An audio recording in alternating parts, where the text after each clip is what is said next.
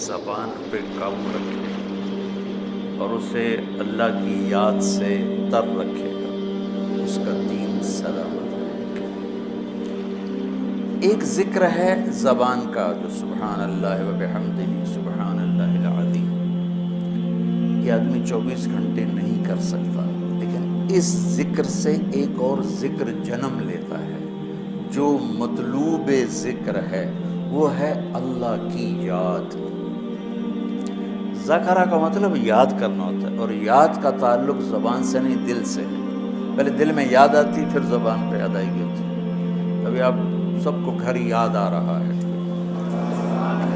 دیکھ کیسے سبحان اللہ نکلا۔ تو کیا خیال ہے کہ آپ سارے بیٹھ کے تسبیح پڑھ رہے ہو، گھر جانا گھر جانا گھر جانا گھر جانا، کہ دل کی ایک کیفیت ہے۔ تو یہ جو دل کی کیفیت ہے اس کو ذکر کہتے ہیں۔ جس کو 24 گھنٹے یہ نصیب ہو جاتا ہے وہ 24 گھنٹے ذکر والا ہے، اور یہی ذکر اصل ہے۔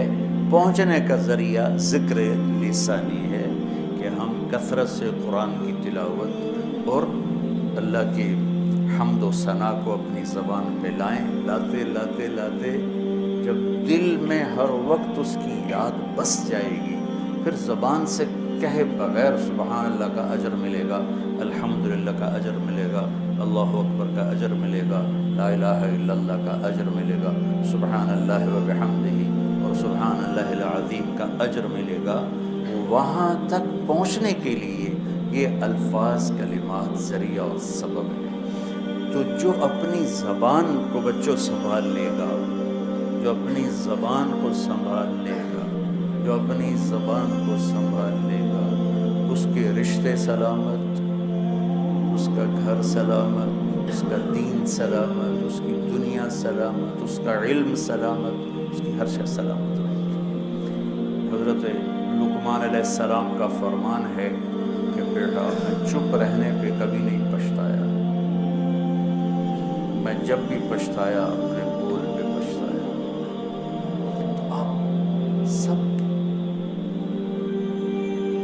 بچوں کو میری یہ درخواست ہے، من سکت بولو سلم، من سکت سلم، من سلم نجا،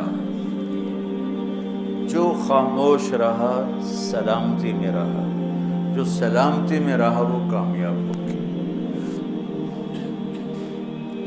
آپ نے حضرت ابو ذر غفاری سے فرمایا، ابو ذر الا انبئک بعملین خفیف مؤونتہما عظیم اجرہما والذی نفسی بیدہ لم یأت الثقلان بمثلہما۔ ابو ذر تمہیں دو کام بتاؤں جو کرنے میں آسان اور اجر میں ان کا وزن بے شمار، وہ ذات کی قسم جس کے قبضے میں میری جان ہے، قیامت کے دن بہت تھوڑے لوگ ہوں گے جو اس کو لے کر آئیں گے کہ یا رسول اللہ کیا؟ ایک زبان اور ایک اچھے اخلاق، ایک چپ رہنا، السکوت۔ آپ نے کہا سکوت، آپ کا سکوت سے مراد یہ نہیں تھا کہ بات ہی نہ کرو، شرم میں تمہاری زبان ساکت ہو جائے، اور اچھے اخلاق۔ ابو ذر رضی اللہ عنہ نے اس حدیث کو ایسے پکڑا کہ اس کے ظاہر کو ایسا پکڑا کہ ایک ایک مہینہ گزر جاتا تھا کسی سے بات نہیں کرتا تھا، ایک ایک مہینہ، اتنی احتیاط فرمائی۔ اور پھر اللہ کے نبی نے کہا کہ میرے صحابہ میں 4 آدمی ایسے ہیں جن سے اللہ پیار کرتا ہے، وعلی منہم وعلی منہم وعلی منہم۔ آپ نے 3 دفعہ فرمایا، اور علی ان میں سے ہے، اور علی ان میں سے ہے، اور علی ان میں سے ہے۔ تو کون ہے یا رسول اللہ؟ آپ نے کہا علی، سلمان، ابو ذر اور مقداد۔ تو ابو ذر ایسے اوپر گئے کہ اللہ تو سارے ہی صحابہ سے محبت کرتا ہے، وَكُلًّا وَعَدَ اللَّهُ الْحُسْنَى، سب کے لیے جنت کا وعدہ ہے، لیکن یہ 4 کا خاص طور پہ نام لے کر فرمایا، پر حضرت علی کا نام 3 دفعہ دہرایا اہمیت بیان کرنے کے لیے۔ یہ زندگی بھر کا سبق ہے، یہ زندگی بھر کی نصیحت ہے، صرف اس درس کی نہیں کہ اپنی زبانوں پہ قابو رکھیں۔